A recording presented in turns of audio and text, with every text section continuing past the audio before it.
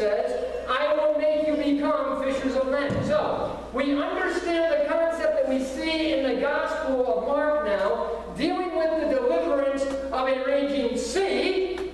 Now we look at Mark chapter 5, verse 1 through 20, and we see the deliverance of a raging man. And let me tell you, this dude is off the chain. Literally off the chain. Mark 5, 1 through 20. Here's the narrative, and then we'll break it down.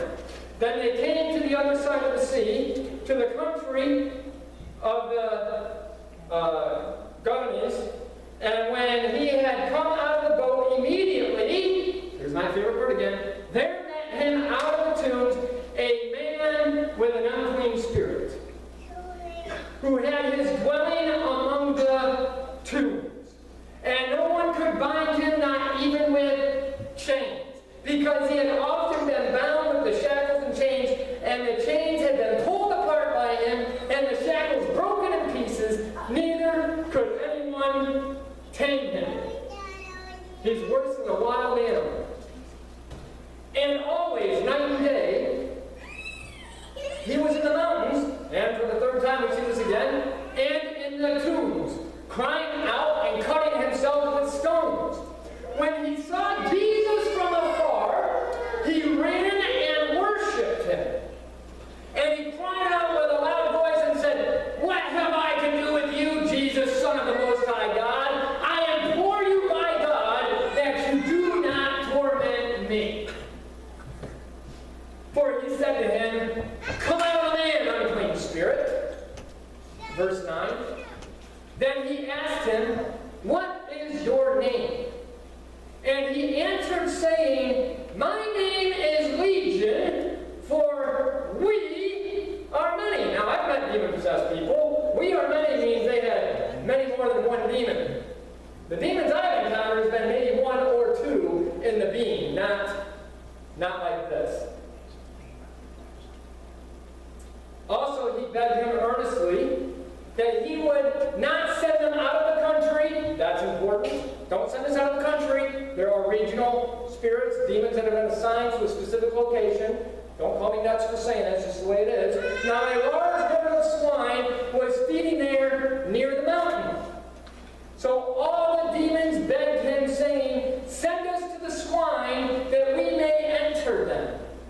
And at once Jesus gave them permission. Then the unclean spirits went out and entered the swine. There were about 2,000. A whole lot of swine. And the herd ran violently down the steep place into the sea, and they drowned in the sea. So those who fed the swine fled, and they told it in the city and in the country. And they went out to see what it was that had happened. Then they came to Jesus and saw the one who had been demon-possessed and had the legion sitting and clothed and in his right mind. And what is the response to seeing the crazy man sitting and clothed and in his right mind? They were afraid. Think about that for a second.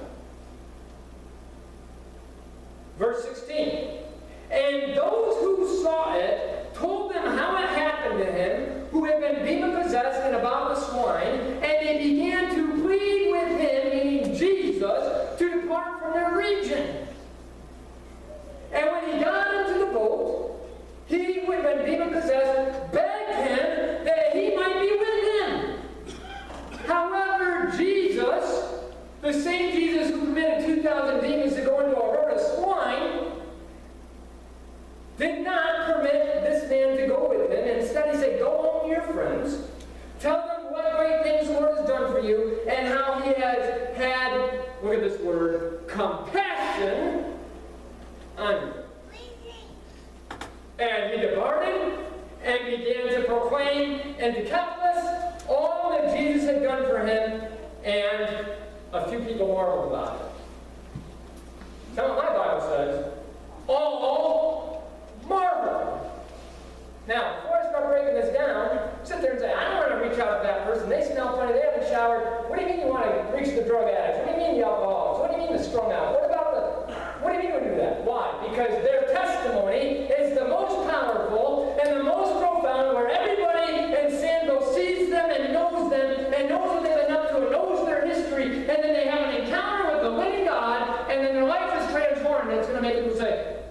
That happened to that person? How did that happen? Oh, some people from Orchard Drive Baptist Church encountered them and they were moved by compassion and had the love of God and extended it toward the individual and they were set free. And we're sitting there saying, not me. I'm not done. That's not for me. And again I ask, is that the state of the church?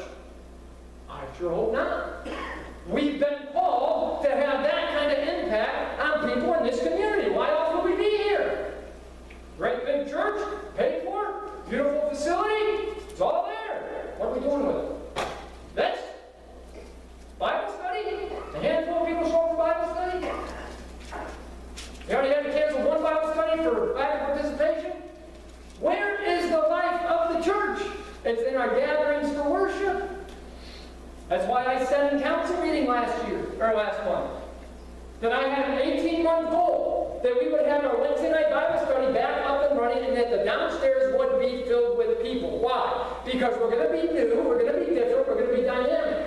It's not pushing an agenda, it's saying we're going to have an impact on this community. It doesn't mean everybody in here has to be there for every service. It means we have an impact on the community in such a way that I can say to newcomers coming in, why don't we have a study on Wednesdays at this time, we're going to go over this material and begin to train them and equip them for what it is to be a part of the church. Doesn't that make sense? I thought it made sense. So it's good to have a plan and put it in place and say, this is what we're going to do with new people. Because new people got to catch on. I was here for a couple years before I kind of had a clue.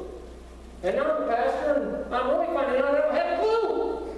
That's not your fault. That comes with the calling.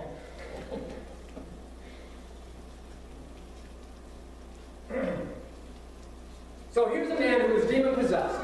He's described as having an unclean spirit. No need to wonder what kind of a person would want to be hanging around in the tombs. The tombs are mentioned 3 times in the first 5 verses. In verses 2, verses 3, and verses 5, we see the tombs. The tombs were burial places. And this is where this man lived, and he would cry out, and he would cut himself, slash his arms and his chest open, his legs, rip them open with sharp stones, and come out and talk to people, dripping blood out in front of them.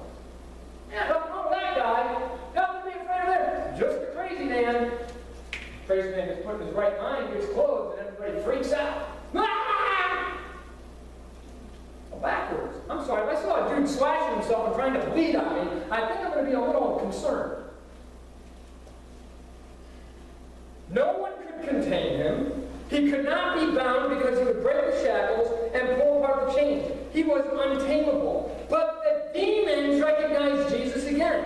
What have I to do with you, Jesus, Son of the Most High God? The demons recognized Jesus, recognized his power, recognized his authority. Now the demons know who Jesus is, but the disciples, even after all they have seen him do, they still do not know. How could Peter not know who Jesus is after he called him away from his occupation, after he went back into his house and Jesus healed his mother-in-law, and then they go and demon-possessed people are being healed in his backyard, and then they cut a hole in Peter's house, and they lower a paralyzed man through the roof, and Jesus heals, forgives the man's sins, and throws the man and says, take up your bed, rise, walk, go on, get out of here. And all these disciples are seeing all this take place. Who is this man we've been following? But the demon-possessed man, who has yet to be set free and released, yet to have his moment of deliverance says, Son of God, Most High, what have you to do with us? Demon-possessed man knows, and the disciples don't. Let me tell you something. You talk to people in the community, you talk to some of these down and outs that we even have a hard time embracing and fellowshipping with, and you ask them some religious questions or Christian or questions about theology, and they'll tell you what they think about Christians. You know what the number one thing is? Hypocrisy. We say one thing, and we live another, and we want everybody in the room to be okay with it. Well, guess who's not okay with it? God. Amen, brother.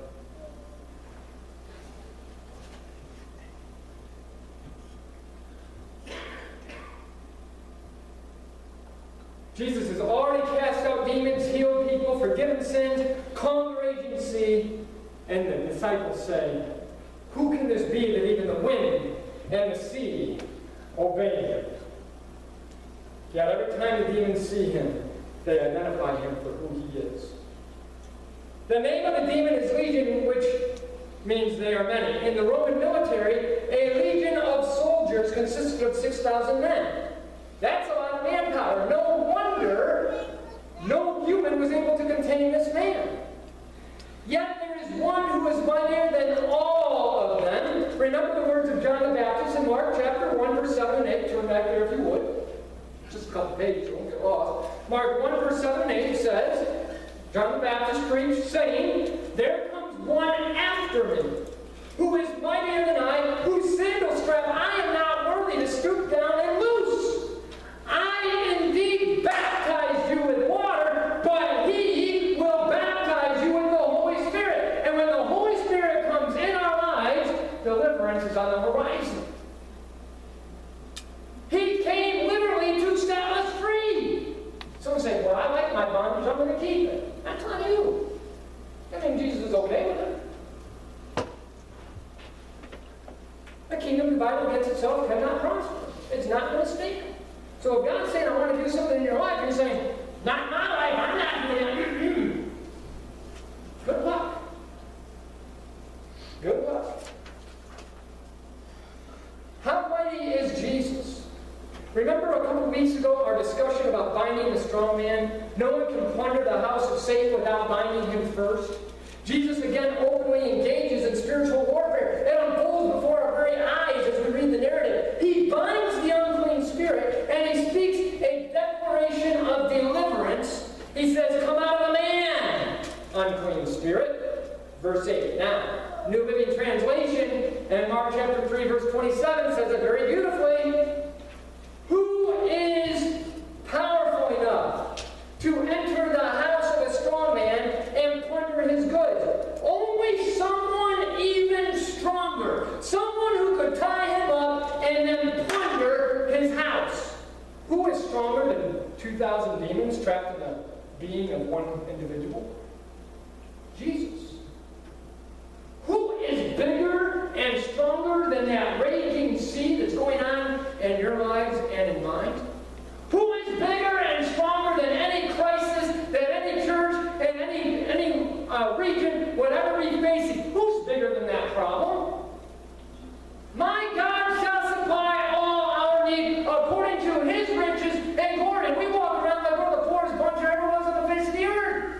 We've got faith, we've got plans, we've got desire, we've got heart, we've got obedience. He's going to come through. It's the resistant and the disobedient says, "I can't do anything with that lot. I can't do anything with a lot of people that are going to be rebellious and resistant. I want people who are going to be obedient, who are going to walk away from different things at the voice of my name. Just say, hey, I want to show you something dynamic. I want to do something different with you than I've ever done before. I've got plans and purposes for Orchard Drive that Orchard Drive Baptist Church didn't know about when it came into existence. How do I know that? Look at the dynamics of the church right now. Did anybody see the day that the church population would look like this when it started? Did anybody project that? Did anybody ever think they would see the day that a crazy New Yorker would come out of Brooklyn, move down to Virginia, and would somehow become a pastor of Orchard Drive Baptist Church? Did anybody see that coming? I sure didn't see it coming. Did anybody ever think that there would be the day that the year we're celebrating, the 25-year anniversary of the church, that somebody would start driving by and say, I think I'm going to visit that church. I think I'm going to visit that church. I think I'm going to visit that church. And show up and visit the church and identify with us as our body? Did anybody predict that is happening? And yet it's happening. Things are happening in our congregation. We got to celebrate these things. Because this is not an everyday scenario for every church in this region. He's got his hand on Orchard Drive Baptist Church for a reason, and we have to get back to what our purpose is. What is our purpose? What are we doing? Open-ended questions. Okay, moving on. Deliverance of the man meant destruction for the pigs, because demons need something to possess. What makes you think that maybe the Spirit of God isn't any different? The Holy Spirit wants to be actively at work in our hearts and our lives. He desires that. He's looking for people saying, yeah, do it in my life too, God. I want you activated in my life too. Lead me, teach me, show me, train me to do things that I've never done before. Take this seed of faith and let it grow into something strong and prosperous. Can you do that with my life? He says, doggone, I've been waiting for you to ask me that.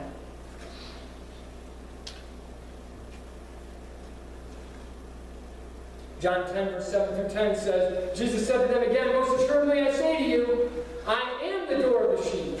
All who ever came before me are thieves and robbers, but the sheep did not hear them. I am the door. If anyone enters by me, he will be saved and will go in and out and find pasture. The thief does not come except to steal and to kill and to destroy. I have come that they may have life and they may have it more abundantly. Verse 10 clarifies the whole picture for us. Satan came with his legion, the many demons, to torment, destroy, and take over this man's life. Jesus came that that man would have life and have it more abundantly. And so Jesus came and drove out the demonic spirit and said, here, I came to give you peace. Let the Holy Spirit reside in your life. Calm the raging sea. Calm the raging main. Let the Holy Spirit be activated in our lives, which means He's going to call us to take steps of obedience. Getting ready to land the plane here. There are 6 elements that I observed in studying the text this week, and I want you to see this in Scripture so you know I'm not making it up as I go along. If you look at Mark chapter 5, verse 10, we see that the spirits begged Jesus for their existence to not leave the country. These are territorial demons who were assigned to the region. Don't make us leave the country. We've got things to do here. Jesus said, okay, have the fix. I'm not giving you people. Now, they got people after that. I don't know. The rest of the story wasn't there. I put it on Facebook. What was the purpose of that? And Wayne wrote back on the Facebook conversation to go for a swim. Where'd the pigs go? They went for a swim. We don't know what happened to the demons after that. Mark 5:12, the demons desired to possess something, so they asked if they could go into the swine. Mark 5:15, when the people saw the man who was formerly possessed by legion, sitting, clothed, and in his right mind, they were afraid. Why were they afraid? The same reason we are. Let me say this to you very plainly. 3 simple words. Change is scary. Change is scary. Change is scary if we don't know what we're changing into. Fortunate for us, we have a guideline that says we're going back to who we were. That shouldn't be so scary because we know exactly what we're supposed to be doing now. Because it was written out and voted upon and agreed upon. Now we got to put our money where our mouth is and just do what we said we were going to do. Mark 5:17. The mightiest one is asked by the people of the region to leave that area. Jesus is asked to leave. The demons are permitted to stay. Kind of a strange scenario. I'm just making observations here. Mark 5:18. The delivered man has a deep desire. He begged, Jesus, let me go along with you. Jesus says, no. Instead, look at verse 5:19. Jesus appoints the delivered man to a minister. He proclaimed throughout the Decapolis all that Jesus had done for him. And Scripture says that all the people marveled. I'm going to ask the worship team to come up at this time. As we close it out, Decapolis literally means 10 cities. The region is south and southeast of the Sea of Galilee.